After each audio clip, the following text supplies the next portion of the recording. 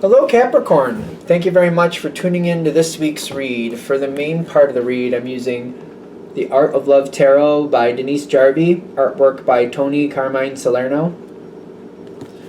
Website on the back here is blueangelonline.com. Feel free to freeze frame and check that out if you're interested. I don't know if you're interested in the words, but there are the words.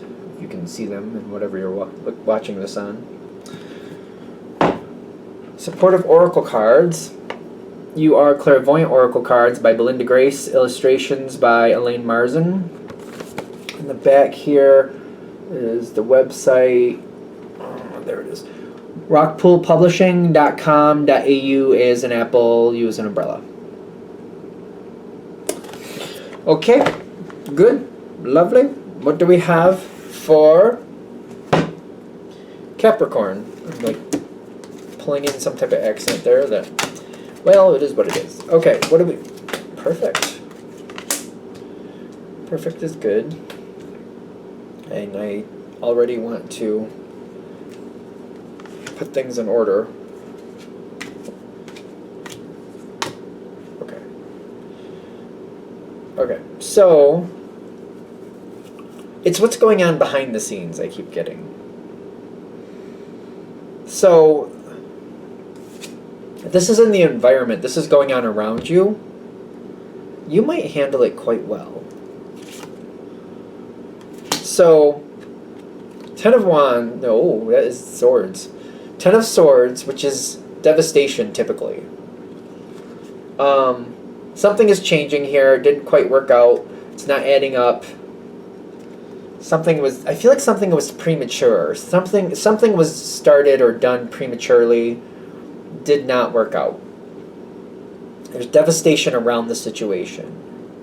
Now, I'm not saying that you enjoy this moment, but for whatever reason, you might be handling it with more stability, kind of like I kind of thought the way that was going, this didn't look that great, so you were prepared for what happened. I feel like you were prepared for it.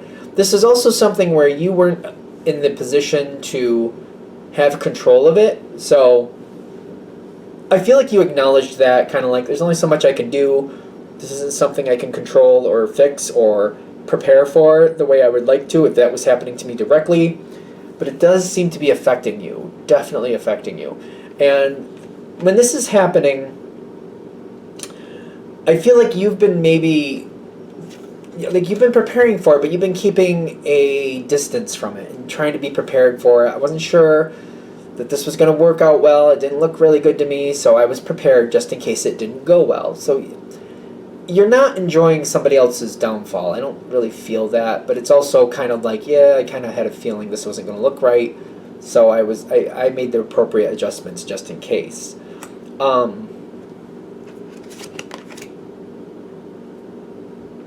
Somebody else did think it was going to work out right, though. I feel like you were looking at it from a different angle, and you're like, I don't think that's stable. So this might be another piece of this that might help you figure out what this is about. Somebody else thought they could bully it forward. And by bully it forward, like, it's going to work. I've decided it's going to work, so because I said it will, it will. I'll find one way or another, it will work. And it's kind of like you understand that thought, but it's also kind of like there are these things known as reality that wasn't going to happen. No. It's not, you didn't want this person to fail, and you kind of understood that, like, it's going to work attitude. Yeah, you kind of understood it, but you're also like, you have to have something, you have to stand on some reality there. You know, you have to have something stable to build from to make that happen, and they really didn't. They thought they did. These two cards coming together, I feel like they really thought this was going to work, and they thought that they could bully it forward, and you're like, I don't think that's going to happen. If it does, great, but I don't know about that.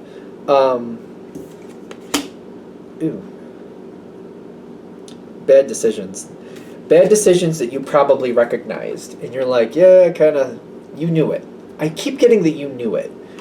Not in the sense of, like, for sure, but, like, doesn't look that good.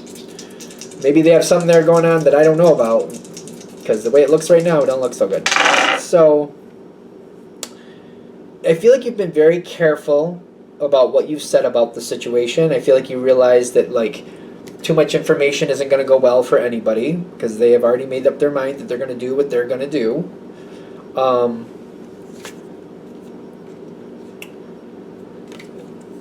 They really did believe it was going to work out. I feel like you knew that. And I also feel like you knew, this reminds me of jobs I've had where you can see where something is going and you bring up, like, I think that's not going to work. And people are like, you can't be negative. And it's like, not being negative, that's not negative. Pointing out that the car is missing one wheel is not negative. That's called reality. But it's also kind of like, all right, I'm not getting in that car. That's all. You don't want to hear that the car is missing one wheel, but okay, I'm just not getting in it. I'm not going to get in a car that's missing one wheel. Nope, not doing it. Nope. You're being negative. No, not really. But okay. It seems like it's that type of situation. The trust here, I feel like you trusted yourself more than what they were saying, whoever they were. There was conflict here. That's the Five of Wands, right? Yeah. That's conflict. I do like this deck, but when it says diversity, and like the Five of Wands is conflict for me, it's kind of making me chuckle. It's kind of like, well, I guess that's a version of diversity, conflict, but I think of diversity as in a more positive way. I don't know. Diversity's fine, but this is kind of like, okay, anyway. This is one of the reasons I like different decks, because they give different flavors, but it's just kind of making me chuckle, like, okay, diversity, sure. But that makes me also feel like it's how this person or people were pushing it off. Like, no, this is just a difference of opinion. You're like, no, you're not acknowledging part of reality here. And then, trying to whip down the road at 60 miles an hour in a car that's missing one wheel.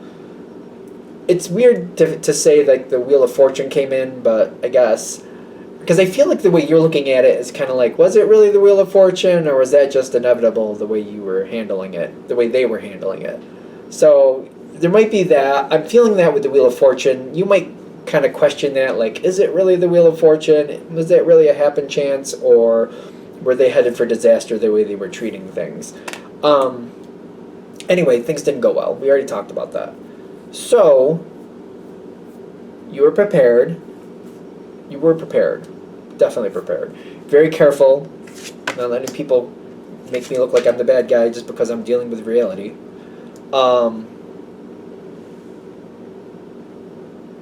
You pick up the pieces. Really. Not that Capricorn can't, but like if you do, you have good reason for it. Capricorn just won't do that without reason. So this is interesting. You're going to help this situation do better. You were ready. This seems to create a great opportunity for you. And maybe for some of you watching this, if it's hitting, maybe this is for you to get into that position to claim this great opportunity. Because there's a leadership moment coming up. This can go where you need it to go, where you want it to go. The opportunity is here. I don't see the opportunity card, but I'm feeling it. You can create some success here, but you definitely have to be in the teacher role. You have to be in that leadership role. You have to be careful. There's some diplomacy going on here with the Justice card, which they call it divine order, but in, most tarot decks this is justice. That's how I'm reading it.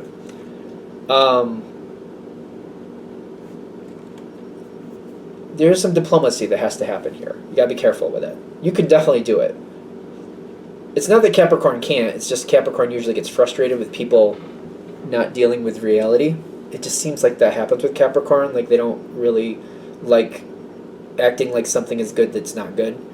Not that you should, but it's kind of like we gotta center more on what we can do and what we need to do, and we just kind of let people living in a fantasy world just drown themselves out. So, there's that. The more you're able to get along with people, the more you center on what needs to be done, center on the positive, center on where we're going, not where we've been. You know where you've been. You also know who's not really willing or wanting to deal with reality. So you know that stuff. getting along with people and keeping it going where it needs to go. You understand what there was there. You understand what happened. You see it. I feel like you also see people who don't really want to deal with it. You just got to make sure that, they don't have a point. You just got to keep your eye on them and make sure they don't get in your way. That's all. That's all. I don't know why I'm trying to say it so nicely, but that's literally it. Certain people, they're just, you can point out and be right all you want, but if they're just not going to be able to grasp it for whatever reason, or they don't want to grasp it for whatever reason, why waste your breath? Center on what you need to do and keep your eye on these people so that they just don't get in your way later. Because I see the situation, you may lead it to success if you want to, and I feel like that's the biggest part of this reading, is to don't waste your time trying to convince people about what went wrong, because it's very slippery. It's just, spend your time putting it where you need it to be and just keep your eye on them. And if they get in your way or they start getting in your way, just get them out of your way. Corral them over somewhere else.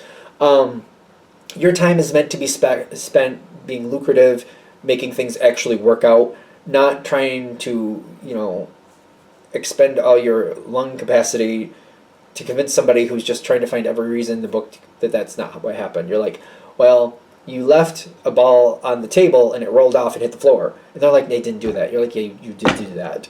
They're like, no, but I set it very carefully and it was stable. You're like, no, it was not blocked off. It could roll at any time. Somebody just had to walk by the table, get a little vibration, and there it goes. No, that's not what happened. It is what happened. You could drive yourself nuts trying to have these arguments. Or just kind of, just let them stay over where they are and then just keep an eye on them. If they put a ball on the table again, you walk over, stabilize it, and you say, this is how you stabilize it, and leave it there. Put it here, put these things around it so it can't roll off the table. In fact, if we could just not put it on the table, it'd be better. But that's fine. Keep your eye on it. Just keep your eye on them.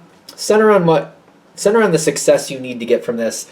Don't try to convince people of reality that they just don't want to engage in, because it's just going to drive you crazy and it's going to take time away from your success. Let's invest that more towards your success, and then over time it may change how you relate to these people for some reason. I don't know what that means, but I don't know if you're going to move them out of the situation or just kind of put them in more safer roles that they can handle so that it doesn't become an issue.